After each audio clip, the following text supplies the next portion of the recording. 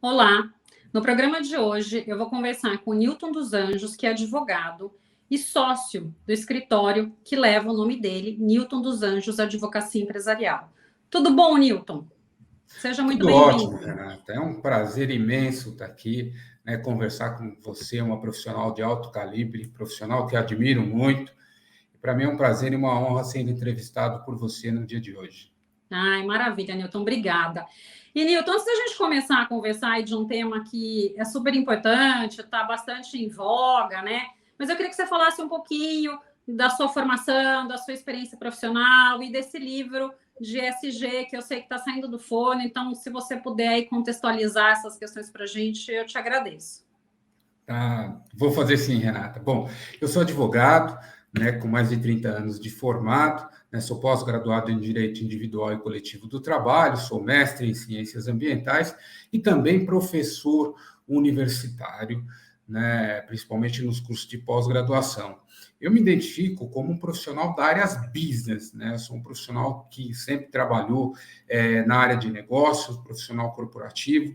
Eu trabalhei por 22 anos na Embraer, liderando parte do jurídico da Embraer, e eu saí a partir de 2021 para abrir meu próprio escritório e fazer aí atividades no mundo jurídico, mas voltado para a área corporativa, né? Em 2019 eu tive a felicidade de ser escolhido como advogado de maior destaque da América Latina, né? Fiquei muito feliz com isso e fiquei entre os 7 no âmbito mundial. Essa é um pouquinho da minha história nesse mundo de direito, nesse passeio que nós fazemos aí pelo mundo do direito, né? Sobre a questão do livro, né? Eu achei muito legal vocês fazer essa citação. Nós estamos aí publicando no próximo dia 25 um livro chamado ESG, a referência da responsabilidade empresarial, social empresarial. Desculpa, ESG, a referência da responsabilidade social empresarial.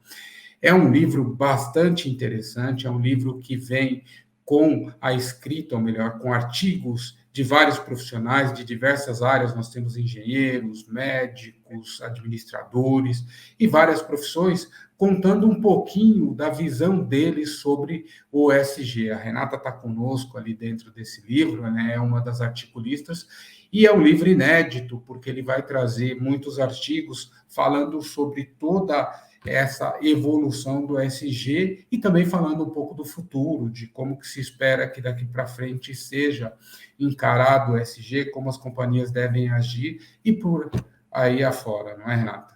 Não, maravilha. Realmente, acho que é um livro aí bem inovador na área. Eu acho que muito por conta disso, né? Da experiência das pessoas, da expertise e do ponto de vista singular que cada um está trazendo para compor essa obra. Então, muito bacana.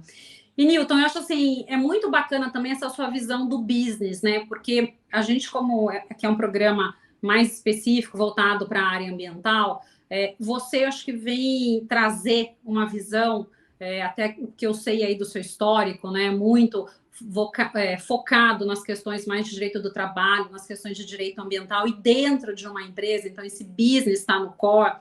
Fala um pouquinho, né, desse tripé ESG e por que que uma empresa deve adotar práticas, né, ambientais, governamentais e sociais dentro do seu negócio.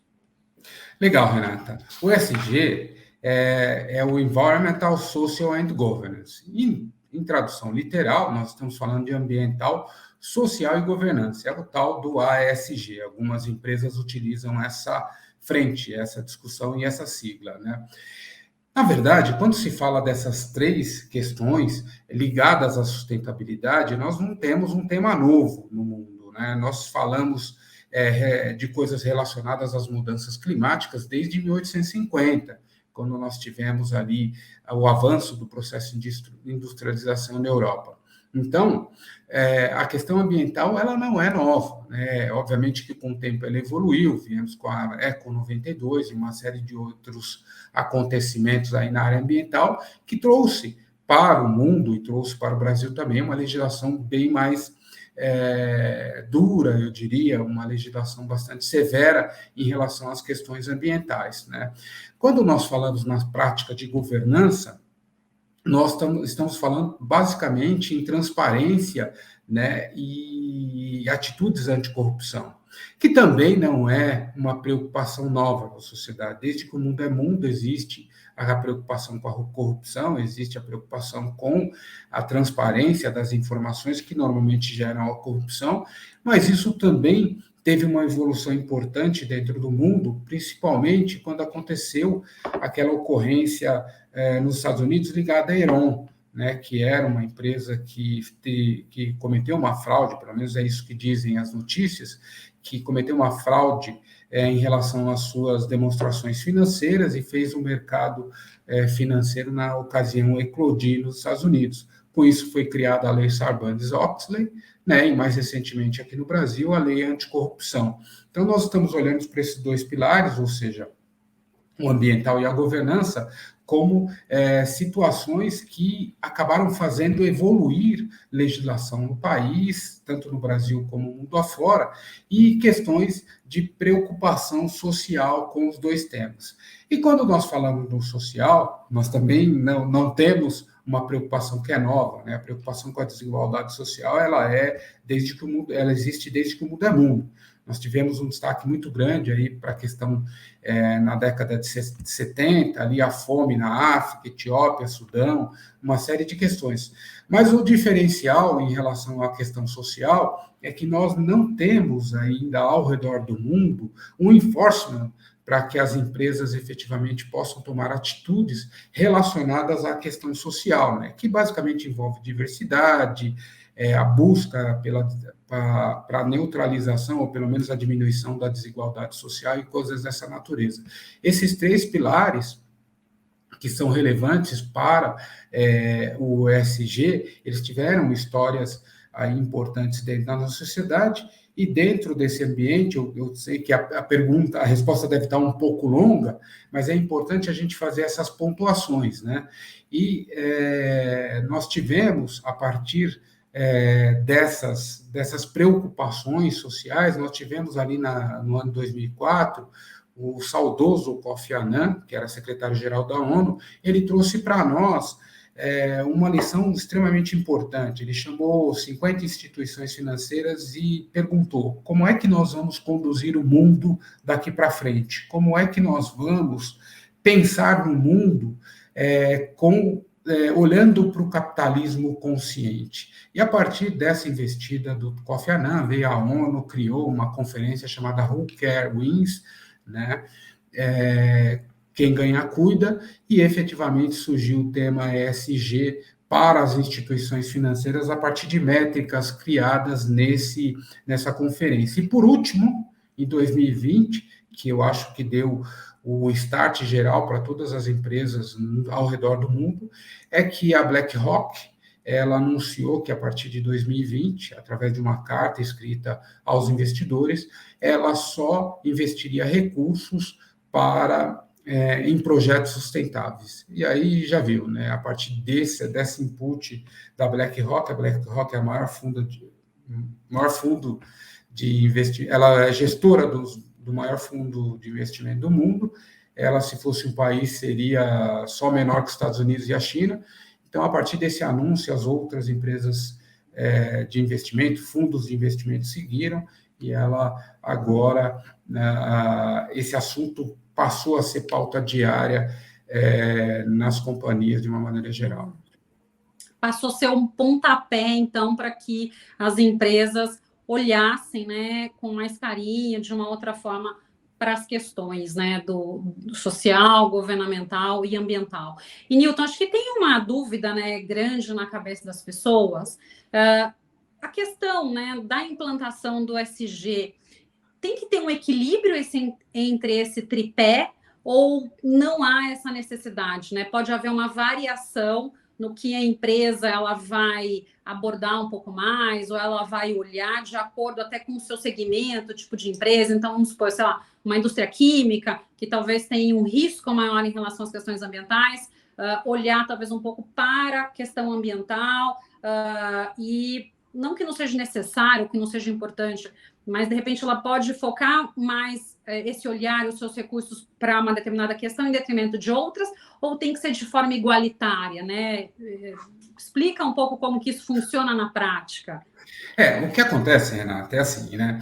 Os três pilares, eles estão no mesmo patamar, né? Não há preferência por um ou por outro e nem há uma condição melhor ou pior em relação aos três. Eles estão no mesmo pilar. Acontece que é exatamente isso que você falou. Determinadas empresas, elas atuam em segmentos cujas oportunidades de se aplicar o ESG estão mais focadas numa ou em outra área. Por exemplo, uma empresa que faz trabalhos ali de gestão na parte ambiental, seguramente a questão ambiental para ela é mais importante. Uma empresa de RH, por exemplo, a questão social é mais importante, né? Uma empresa que atua no mercado financeiro, a governança é mais importante. Então, nós temos aí, dentro dos segmentos, efetivamente, situações que oportunizam, né, melhor a escolha da empresa no que aplicar. Mas os três são relevantes e nós temos aí recursos a serem fornecidos por investidores no que diz respeito aos três pilares. Né? A empresa precisa efetivamente atingir as metas, né? Algumas situações de recursos do mercado falam em meta só ambiental, outras falam só em social e outras apenas de governança. Né? Mas os três pilares estão no mesmo patamar. Né, dependendo do tipo de empresa, se ela tem oportunidade de se aplicar melhor o ESG em um ou em outro pilar. Né? Tá, perfeito. E, assim, uma dúvida também, né, porque a gente sabe, pelo menos, acho que para uma indústria de uma maneira geral, para uma empresa de uma maneira geral, a gente sabe que custo, muitas vezes, é colocado ali na ponta do lápis, né? O fato de você investir em ações voltadas para o ESG, isso necessariamente implica que a empresa e esse custo passa a ser mais oneroso ou não, né? Investir em ESG acaba sendo mais oneroso para uma empresa?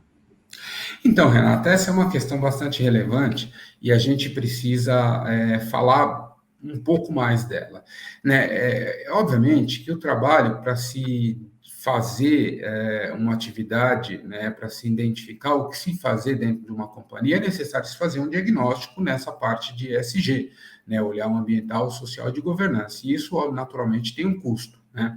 Eu não diria que é um custo muito alto, depende do tipo de companhia,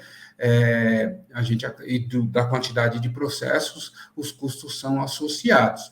Mas a implementação em si de ESG não é custosa, depende, como eu falei, da companhia. Vamos tomar como exemplo um mercado, eu não vou falar o nome, mas enfim, muita gente conhece. O mercado ele tinha um gasto de energia muito significativo e a partir da avaliação relacionada ao meio ambiente, ele acabou criando claraboias dentro do mercado e economizou 30% de energia. Então, esse tipo de coisa depende muito da companhia. Né? O diagnóstico inicial tem um custo, mas a aplicação do ESG não é custosa. Quando nós falamos no social, por exemplo, quando se fala de aplicação de um projeto, de um processo de diversidade, também não se tem um custo muito alto.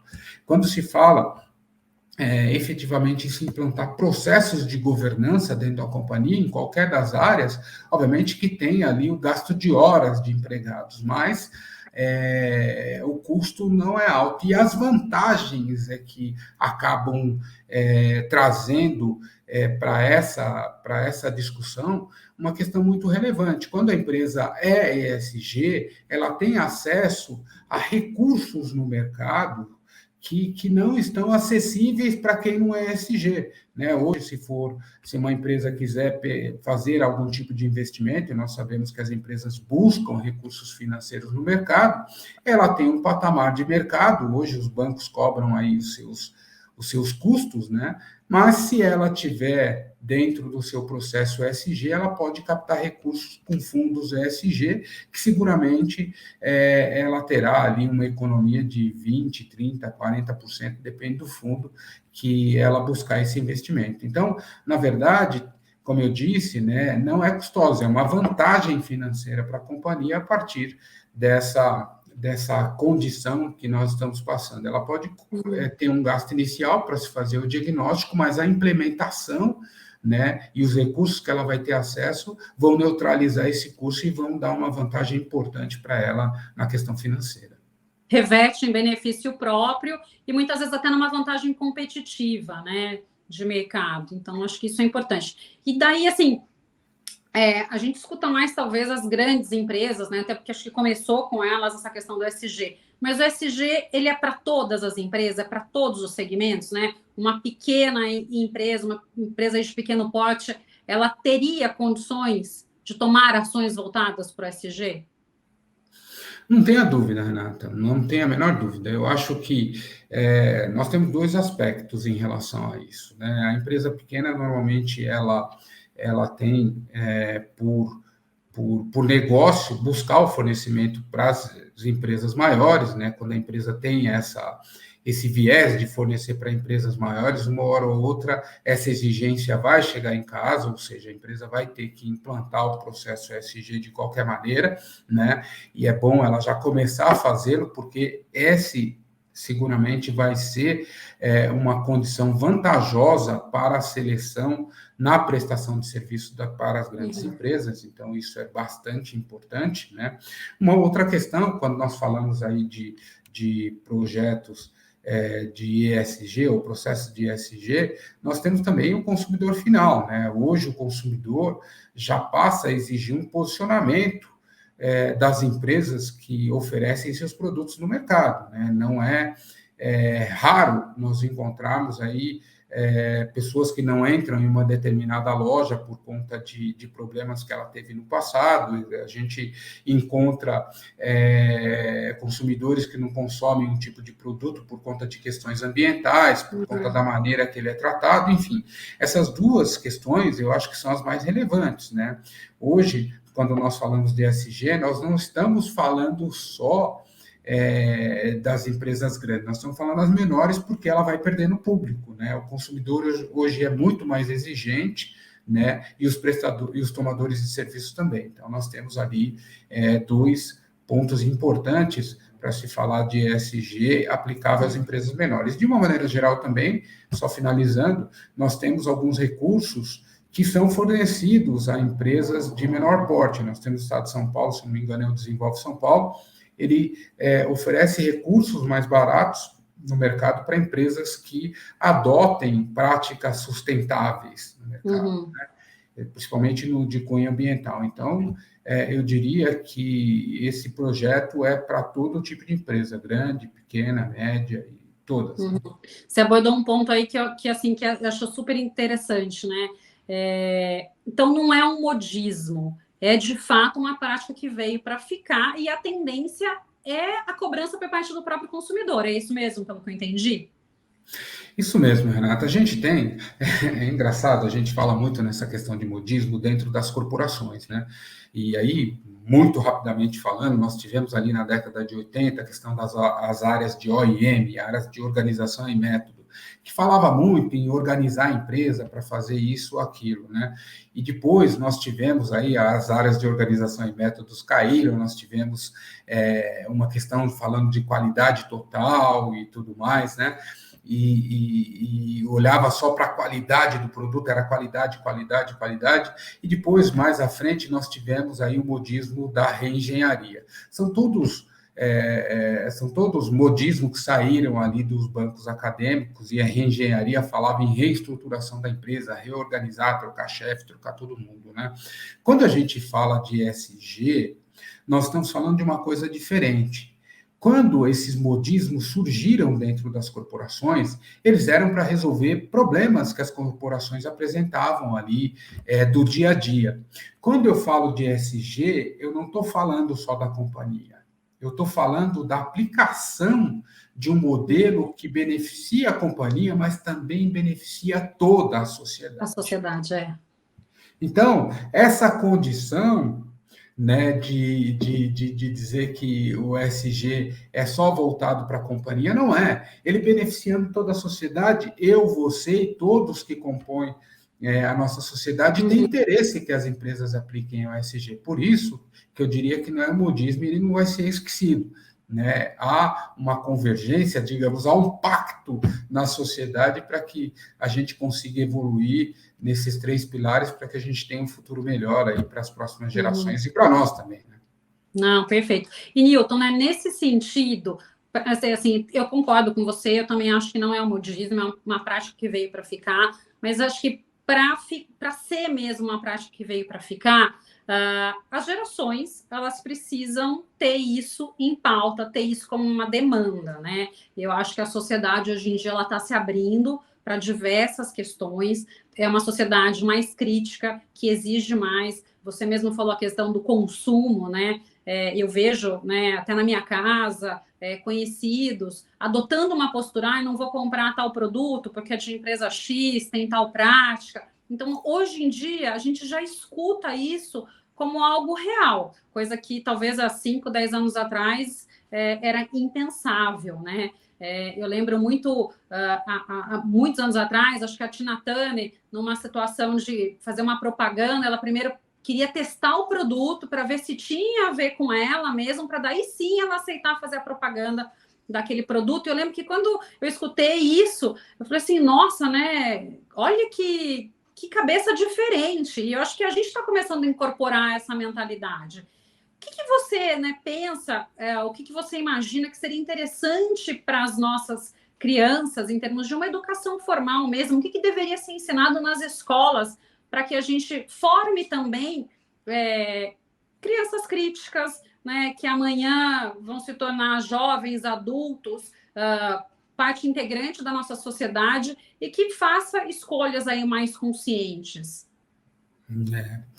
Renata, é assim, né? A nossa sociedade tem um gap importante no que diz respeito à educação, né? Principalmente nas escolas públicas, por inúmeros problemas que todos os conhecem, né? Todos nós conhecemos. Então, o que eu digo é o seguinte: a gente precisa efetivamente ter aí uma melhora no ensino público, né? No ensino das escolas que trazem aí a formação inicial para os nossos jovens, né, de uma maneira geral, né? E quando eu falo dessa condição de uma maneira geral, eu também incluo a questão, né, de sustentabilidade, né? A questão do social, do meio ambiente, da governança, de fato, ela é importantíssima dentro do aspecto cultural da sociedade, né? Porque ela de fato transforma, né? Essa transformação que nós buscamos fazer com a sociedade, olhando para esses 3 pilares, ela só vem para as futuras gerações se for ensinado nas escolas, né? E como eu disse, as escolas públicas têm um gap importante no que diz respeito à educação. Eu diria que as escolas privadas já estão mais avançadas, desculpa, não falando exatamente em ESG, mas já trazem ali uma discussão importante sobre a questão do meio ambiente. Eu sei, minha filha tem 18 anos, acabou de sair ali do ensino médio, né? Está buscando uma universidade para poder estudar. Ela já tem um senso crítico muito grande em relação à questão ambiental, à questão social, né? O problema da desigualdade social no país e tudo mais, a questão da corrupção, né? As escolas privadas, elas têm uma vantagem muito grande e já estão aplicando de uma maneira ainda incipiente, mas eu diria que elas avançarão mais rápido nesse ponto, né? E realmente é importantíssimo. Se as próximas gerações não atinarem para isso e não se dedicarem a fazer um processo, melhor dizendo, de transformação da sociedade, como nós estamos começando agora com o SG, de fato, isso não acontecerá. Mas eu acredito muito, viu, Renato? Eu acredito muito que a sociedade vai se transformar a partir dessa junção, desse pacto que eu mencionei, dessa evolução que acontecerá a partir de interesses que são de total relevância para a sociedade, e é isso. Não, perfeito. E Newton, né, em relação aí à implantação do SG, no seu ponto de vista, pela sua experiência, quais as maiores dificuldades que você vê, né, na implantação dessas práticas em uma empresa? Eu diria que o momento inicial, quando a gente fala ainda de empresas menores, é a conscientização de que é de fato vantajoso fazer, né? Então, é necessário que primeiro se mostre para a companhia quais são as vantagens de ser uma empresa ESG. Então, esse é o primeiro ponto que realmente chama atenção no momento em que vai se explicar para a companhia como se implementar um projeto de ESG. Né? Então, essa é a parte mais difícil, eu diria. Depois que a empresa entende efetivamente quais são as vantagens, né? Como é que o negócio se alinha às práticas ESG, quais são as vantagens para o negócio, de uma maneira geral, que acabam reverberando para a sociedade, eu acho que aí a transformação é mais fácil, né? Mais fácil e mais rápida. Eu acho que é deixar de ver essas questões, né, essas mudanças, não como um custo, mas sim como um investimento, e um investimento necessário, até para se perpetuar dentro do mercado. Né? Eu acredito acho que isso é essencial. A partir do momento que a gente tiver os gerentes, os diretores, presidentes com essa cabeça de que há necessidade desse investimento, para uma melhora em todos os termos, né? Melhora em termos de qualidade de vida, melhora para o funcionário, melhora para o meio ambiente.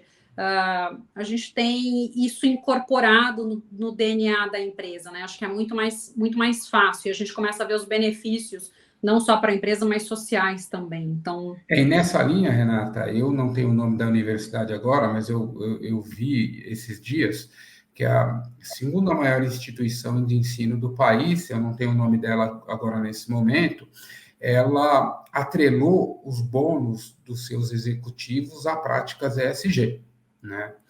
E esse é um movimento muito importante, né? Se há aplicação do ESG, o executivo recebe os bônus, se não há, não recebe. Então, esse tipo de exigência de enforcement realmente é um exemplo importante para que as empresas possam evoluir nesse ponto. Concordo. Mesmo porque não faz sentido você ter, às vezes, um lucro em detrimento de uma não proteção ambiental, né? Ou de uma não atenção aos trabalhadores. Então, você tem que ter tudo casado, porque senão você ofere ali um lucro, uma remuneração no final do ano, mas você deixa ali um passivo em diversas áreas enorme, né? Então, é sensacional essa política. E acredito que seja uma tendência, né, Newton? Não tenho a menor dúvida, né? Eu falei dessa universidade, né, que, desculpa não ter o nome dela agora, porque me ocorreu a partir de uma matéria que eu li, mas eu acho que é uma tendência muito grande dos executivos das companhias terem metas ESG na sua remuneração, né? E eu diria que não só isso, né, mas metas ESG para que efetivamente eles tenham a cumprir sob pena, né, de não estarem executando a sua função de acordo com o propósito da companhia, de acordo com os interesses da companhia, e, obviamente, não pertencer mais àquele time, né, em termos de divisão corporativa. Então, isso é bastante importante dentro dessa linha de crescimento, de conscientização e de evolução do ESG. Bacana. E, Newton, qual que é a diferença, né, do ESG para um programa de auditoria, de melhoria contínua, ou mesmo do compliance? O que acontece, Renata, é que o ESG, ele tem, né, como eu falei, o aspecto, ou melhor, a direção de tornar a empresa mais sustentável sobre esses 3 pilares, né? O programa de auditoria, ele tem como objetivo identificar e auditar uma companhia, um processo para saber se ele está sendo cumprido ou não. Então, esse projeto, né, esse processo de melhoria contínua como um processo de auditoria, ele caminha junto com o ESG, porque o ESG cria as normas, cria as práticas a serem aplicadas para aquela companhia e a auditoria verifica se aquelas práticas estão sendo cumpridas, né? Então, eu diria que o projeto de melhoria contínua, né, o processo de melhoria contínua como o processo de auditoria, eles são complementares à aplicação do ESG, eles são fiscalizadores da aplicação do ESG quando a companhia resolve aplicar essa prática, né? Tá. Então, mesmo porque acho que a auditoria, né, nos padrões que a gente conhece um pouco mais, assim, está cumprindo ou não está cumprindo a norma, né? O ESG, ele procura ser mais amplo. Eu tenho, na verdade, ele até busca isso e vai no sentido, talvez, aí do princípio da melhoria contínua, né? Eu implementar práticas além do que a legislação me exige para que eu tenha, para que eu ofereça, né, o ambiental, o social e uma questão de governança cada dia melhor para aquela empresa e para quem convive, né? Para quem tem essa interface. É isso, né? Mesmo. É isso mesmo, né? Que a auditoria ela tem sempre o objetivo de fiscalizar, né? De identificar, ela faz o cara crachá, desculpa a terminologia meio coloquial, né? E o ESG, ele tem o objetivo de criar uma condição para que a empresa sustentável. Agora, ela é sustentável, ela cumpre as regras que ela mesma criou para ser sustentável, a auditoria vai lá e fala, cara crachá, cumpre, não cumpre, cumpre, não cumpre. Né? Então, a gente tem essa característica que é diferente de uma coisa para outra. O ESG é o que você vai fazer e a auditoria é se você fez ou não fez aquilo que você se propôs a fazer. Né? É mais ou menos essa a diferença.